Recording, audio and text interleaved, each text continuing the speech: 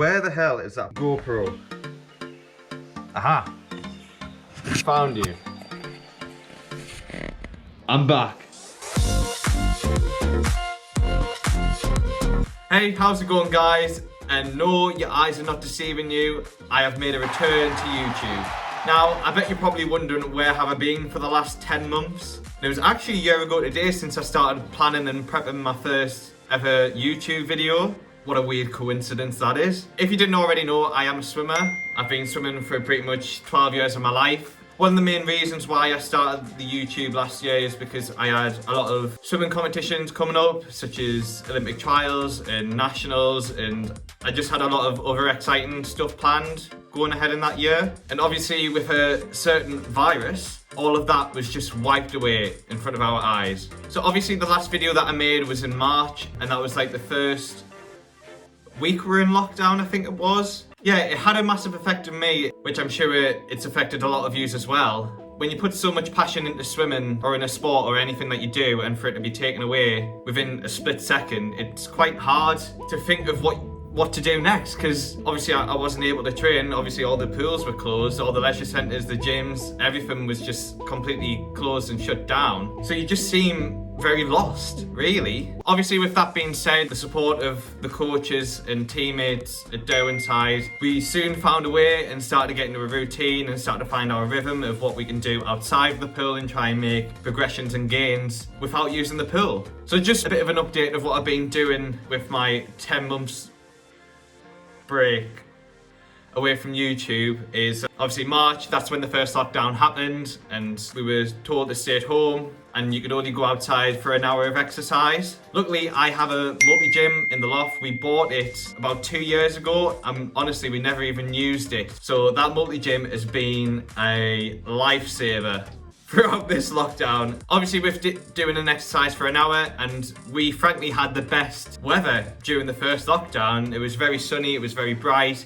It was hot, very, very hot. I was able to go on runs, walks, bike rides. So it's just a bit of a change of what we were doing. For a swimmer, it's very unusual for us to do land exercises. So if you are a swimmer, you probably know the struggle of running. Yeah, it's not my favorite, or I'm very good at it.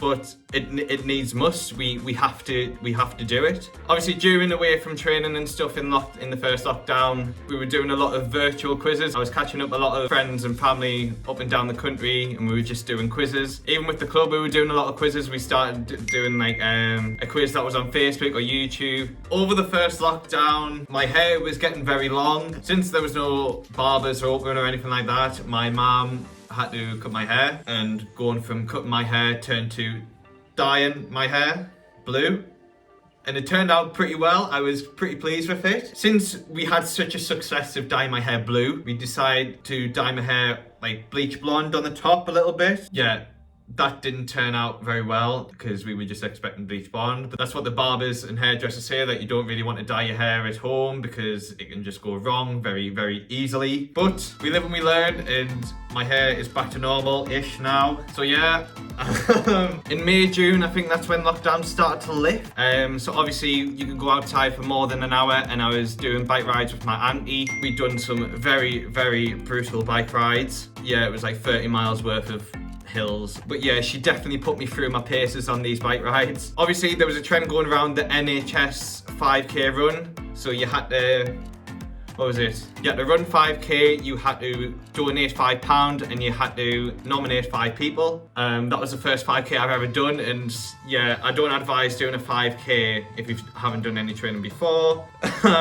Then I got to July, I celebrated my 21st birthday, and it's probably one of the best birthdays I've ever had. Just spending time with family and the ones that you love, it really was special. In August, we finally went back in the pool when leisure centres and gyms were back open. Not gonna lie, it was a bit of a dodgy first couple of weeks, because obviously we've been out the month for about 5-6 months at this point, and a lot of dust to dust off, you could say. But it took me about 3 weeks to start and get my groove back and start to get my technique and my rhythm. Luckily, when we were training over lockdown, I developed a lot of muscle mass, so I was more powerful in the water, and I certainly wasn't unfit. It was just like we just lost our swimming fitness. Obviously, after a few weeks, we started doing some virtual competitions, some in-house competitions, so where we just race within our own club at our own pool, since we weren't able to mix with other clubs or have any competitions going on because there was just so much uncertainty. Swim England decided to make a great competition called Level X, which is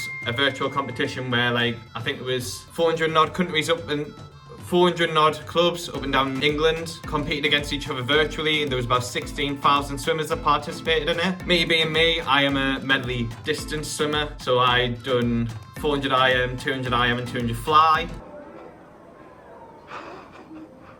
You're crazy, man. You're crazy. But since my fly really improved over the training that we've been doing, I decided to give the 200 fly a crack, and I haven't raced it properly for ever, really. And yeah, I went 203 for you swimmers out there.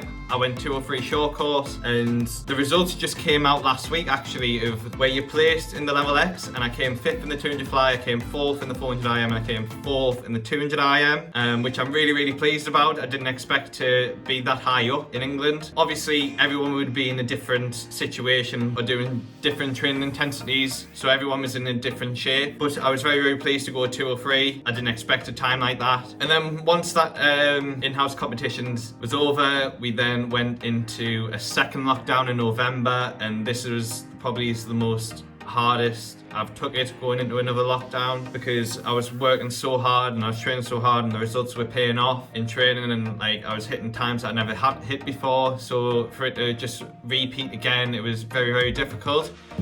But you just have to get on with it and be resilient and persevere through it. So I set myself a routine of every day what I was going to do, and it was similar to the first lockdown, but obviously the weather wasn't as good, so we just had to work our way around it and try and be as fit as possible when we went back in the water. Obviously that lockdown was only a month long, so we were back in December. However, it was the tier system. Our region was in tier 3, so over 18s weren't allowed to swim with their own club, as stupid as that sounds. Us over 18s were having to swim with the public. It was difficult because we were having to train by ourselves without any coaching or anything like that, but you just have to persevere, and you just have to face these challenges that come at you, and if you can overcome these challenges, then you can accomplish anything, really. That's what I've learned through this pandemic, is learn to be resilient and persevere, and you will go a long way. And now we're in a third lockdown in year 2021. I didn't take this third lockdown to heart. I sort of knew it was coming, but it's good news that all the vaccines are starting to ramp up and everyone's getting vaccinated, and hopefully we can go back into the pool very soon. While in the first lockdown, I forgot to mention is I've been doing coaching courses, so I was finding ways outside of training of what I could do. So I'm now halfway through my level 2 coaching course. I've been doing safeguarding CPDs, and I'm looking to do more CPDs. And with this third lockdown, I decided to create my YouTube again. So outside of training and something to focus on, I will be doing more YouTube videos. I'll be posting weekly. I've got loads of videos planned up and ready to go, and giving advice